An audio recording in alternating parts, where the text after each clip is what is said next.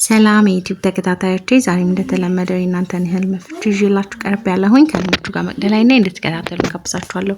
ህልሞቻችሁ እንዲፈታ የምትፈልጉትን ኮሜንት ሴክሽን ስር ማስቀመጥ ትችላላችሁ። ለዚህ ቤት አዲስ የሆናችሁ ሰብስክራይብ በማድረግ ቤተሰብ ሁኑ። ላይክ ሼር ማድረግ እንዳረሱ የደውል ምልክቱን መጫን እንዳረሱ አዳዲስ ሲወጣ እንዲደርሳችሁ ማለት ነው። ቪዲዮ ሲረዝም በማፍጠኛ ማየት ትችላላችሁ። ሁለተኛ ቻናሌን ሰብስክራይብ ያላደርጋችሁ ሰብስክራይብ አድርጉ። 3 ቪዲዮ ቼክ አድርጋችሁ ደግሞ ካልተፈታ አልተፈታም ብላችሁ ላኩልኝ። ያው መጨረሻ የምለቀው ቪዲዮ ላይ ማለት ነው። ያው በተራ ስለሆነ ትንሽ ሊዘጋ ይችላል። ቪዲዮ ሲረዝም በማፍጠኛ ላይክ ማድረጋችሁን ደግሞ አትርሱ። ላይክ አድርጉ። አሁን ወደ እናንተ ልምፍጭ ወስዳችኋለሁኝ። ምህረት መቅላይት እንዴት ነሽ? እግዚአብሔር ይመስገን። ህልም ፍችልኝ እስኪ።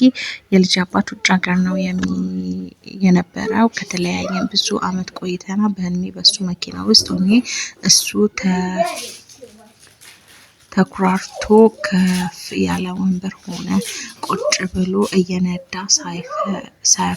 ሳይቸግር እኔ ደግሞ ጋቢና ውስጥ ከጎኑ ሆኜ ዝቅ ያለ ወንበር ቁጭ ብዬ ከፊት ለፊት ቀኑ ፀሐያማ ብርሃን ሆኖ ይታየኝ ነበረ ቀኑ። ከዛ አንተ ግን ውጪ ቆይተሃል፣ ብትመጣ እስካሁን መኪና መንዳት አልረሳህም ማለት ነው እያልኩኝ ከጎን ሆኜ እያወራው እየተጓዝን ነቃው።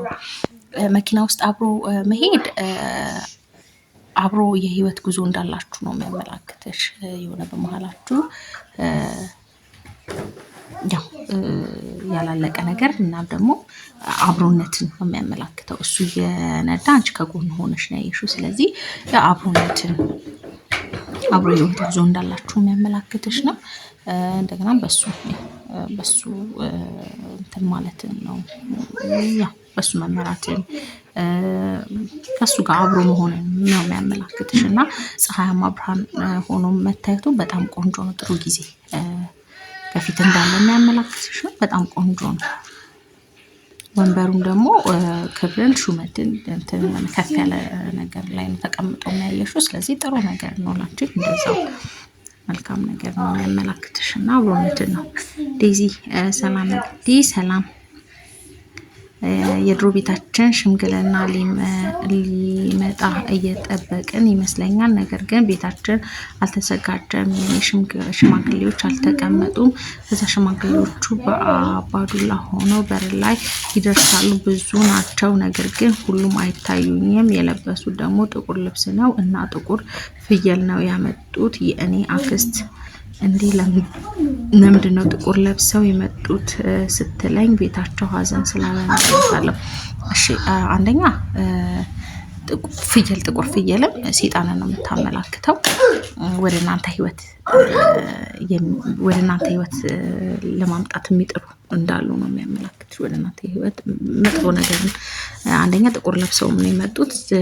በመቀጠል ደግሞ ጥቁር ፍየልም ይዘው ነው የመጡት። ስለዚህ በደንብ ጸሎት አድርጉ። ወደ እናንተ ህይወት የሆነ ጥሩ ያልሆነ ነገር እንዳያመጡባችሁ ያው ሰዎች መጠንቀቅ እንደሚኖርባችሁ የሚያመላክትና ጸሎት ማድረግ ክፉንልም ደጉልም ብሎ ጸሎት ማድረግ። ፍየል ጥሩ አይደለችም። ፍየል ሰይጣን ነው የምታመላክተው። ቤታችሁን ደግሞ ሳይስተካከል ማየት ያው ቤት በራስም ነው። ስለዚህ የሆነ ህይወታችሁ ላይ ያልተስተካከለ ነገር እንዳለ የሚያመላክት ነው። ያው መጸለይ ነው የሚያስፈልገው። ክፉንልም ደጉልም ብሎ ጸሎት ማድረግ። አላዛር ሰላም። መግዲ ሰላም። አባቴ ሽቶ ሲቀባኝ አየው፣ ብትፈችልኝ። ሽቶ በጣም ቆንጆ ነው። ካሳን ክብርን ነው የሚያመላክተው። በጣም ቆንጆ ነው። ሀሴትን፣ ካሳን ክብርን ነው የሚያመላክተው። በጣም ቆንጆ ነው። ልጅ መቅዲ እንዴት ነሽ? እግዚአብሔር ይመስገን። ህልሜን ፍችልኝ እባክሽ። ከአባቴ ጋር የተወለድንበት ቤት ነበረ። እኔ ግን ከውጪ ወደ እነሱ ሄጄ ይመስለኛል ልጠይቃቸው እና ከአባቴ ጋር ገበያ እንሄዳለን እና የአህያ ግልገል ትመስለኛለች፣ የፈረስ ግልገልም ትመስለኛለች፣ ትለዋወጥብኛለች። ብቻ በገመድ እየሳብኳት ይዣት ሄድና ገበያ ውስጥ የገዛ ነው ነገር የለም።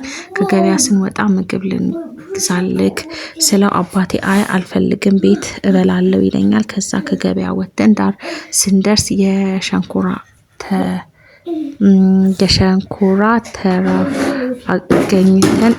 ተራ አግኝተን አንዱ ልጅ ጨርሶ አንዱ ሙሉ አገዳ ብቻ ነው ያለው ሸጥልኝ ስለው እኔ እዛ ቆሜ ለሌላ ይሸጠውና ለኔ እጁ ላይ የቀረውን ትንሿን ሸንኮራ በነፃ ሰጥቶኝ ሄደ። ከዛ እኔም ተቀብየው ሌላ ወፍራም ሸንኮራ እየመረጥኩ ገዛው። ቲማቲም ድንች ልገዛ አስቤ ሸክሙን አንችለውም ብዬ ከገበያ ወጥተን ስንሄድ የፈረስ ግልገል ላይ አትቀመጭም ይሉኛል።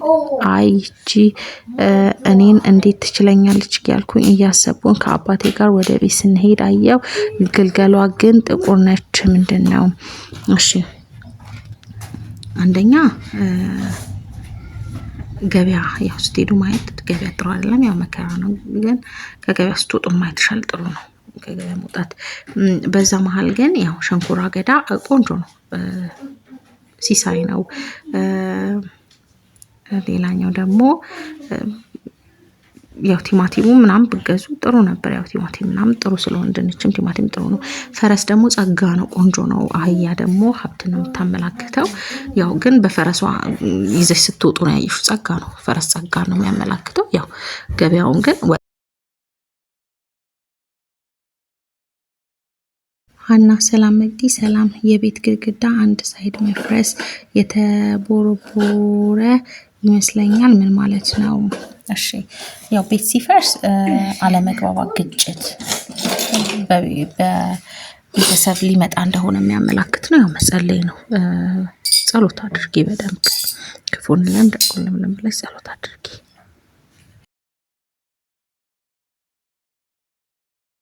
የሺማር ሰላም መግዲ ሰላም። ህልም ነበረኝ በእውነቱ ዓለም 8ኛ ክፍል ነው ያቆምኩት ትምህርትና በህልም የዩኒቨርሲቲ ፈተና ልፈተን ነው እያልኳቸው ቤተሰቦቼ ደግሞ አይሆንም ትወድቂያለሽ አታልፊም ይቅርብሽ ይሉኛል። እኔ ደግሞ እሄዳለሁ አልቀርም ብያቸው ውሃ ለማምጣት ሄጄ ጀሪካን ቀድጄ ውሃውን ከብዙ ቦታ ይፈለፈላል። ክረምት ይመስለኛል። ከዛ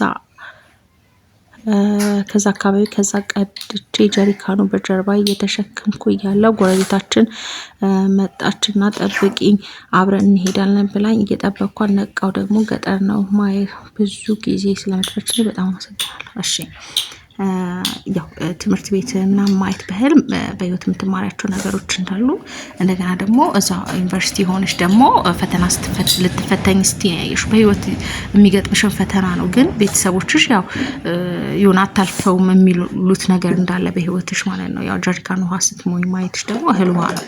እህል ውሃ ነው። በጣም ቆንጆ ነው። ጀሪካን ሞልተሽ ስትሸከሚ ነው አይደል? ስለዚህ በጣም ቆንጆ ነው። እህል ውሃ ነው። በህይወት የሚገጥምሽን ፈተና ሁሉ እንደምትወጪ የሚያመላክትሽ ነው። በጣም ቆንጆ ነው። ያው ግን በዙሪያሽ ያለ ሰው የሆነ አትወጣውም የሚላቸው የህይወት ፈተናዎች ሲመጡብሽ አትወጣቸውም የሚሉ በዙሪያሽ እንዳሉ ግን አንቺ ደግሞ እንደምትወጪው የሚያመላክትሽ ነው። በጣም ቆንጆ ነው። ጸሎት አድርጊ። ቆንጆ ነው። እንደተመቻችሁ ተስፋ አደርጋለሁኝ። ለዚህ ቤት አዲስ የሆናችሁ ሰብስክራይብ በማድረግ ቤተሰብ ሁኑ። ላይክ ሼር ማድረግ እንዳረሱ። ያው አዲስ የምልኩልኝ የመጨረሻ የምለቀው ቪዲዮ ላይ አድርጉት እንዲፈታ የምትፈልጉትን 3 ቪዲዮ ደግሞ ቼክ አድርጋችሁ ካልተፈታ ማለት ነው። ያው በተራ ስለሆነ 3 ቪዲዮ ቼክ አድርጉ። ካጣችሁ አልተፈታም ካላችሁ ማስቀመጣችሁ እንዳረሱ። ለዛሬ ይሄን ይመስላል። ስለተከታተላችሁ ከልብ አመሰግናለሁ። መልካም ጊዜ